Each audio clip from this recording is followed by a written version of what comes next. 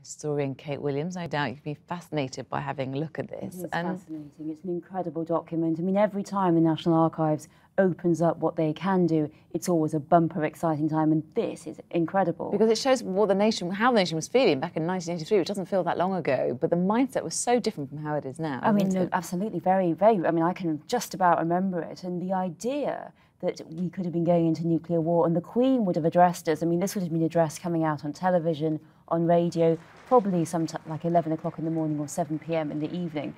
And of course, this wasn't the speech she wrote. It was written for her by civil servants as a kind of war game. But there were all these emotions in it saying, you know, pray, you know, kind of hold on in the way we did in the Second World War. So it's really rather chilling to read. We've got a clip of it, actually, which I'll read out now. But she talks about her family a lot. She says, my husband and I share with families up and down the land the fear we'll feel for sons and daughters, husbands and brothers who've left our side to serve our country. My beloved son, Andrew, is at this moment in action with his unit, and we pray continually for his safety. Do you think he would have been involved? I suppose it's hard to say, isn't it? But I suppose through the ages, they have been involved, haven't they, the royal family, and they've talked about their own personal feelings. The reason why monarchs had to be male for so long was because they were supposed to lead us into battle, and they're supposed to be there on the eve. Of course, her father, after Chamberlain's speech, announced World War II to the nation.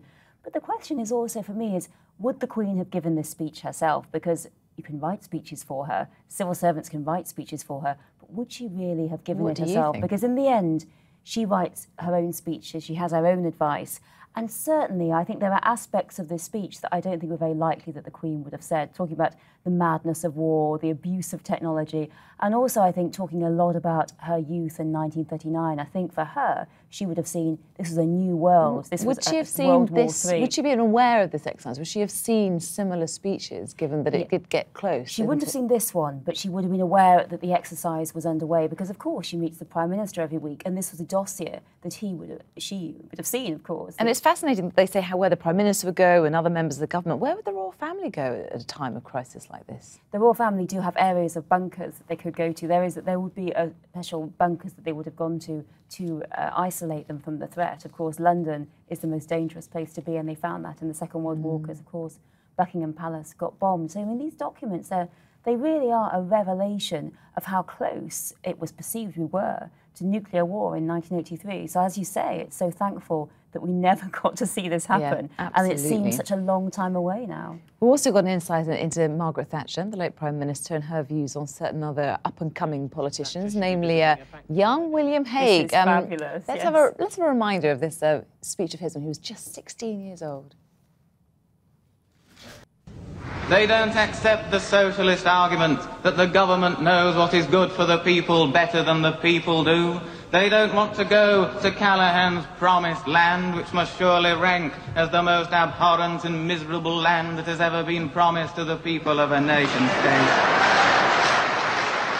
I wonder if he really did speak like that. Hilarious, eh? But anyway, the documents show that he was offered a choice job and she said, no thanks very much, too young. Yes, there was talk of giving him a job at 21, so just fresh from university, as an advisor to government. And this is quite common nowadays. In those days, in 1983, it was quite shocking. And what's great about the document is she has just written, Mrs. Thatcher, no, across it in gigantic letters. So it was then left to her advisors to say more diplomatically, she feels that people should have more experience, that advisors to the Treasury should expect to know a little bit more. It didn't do him any harm. He's not done too badly in his career. I think in the end he was rather a favourite of hers. Kate Williams, thanks so much for joining us tonight. Fascinating there.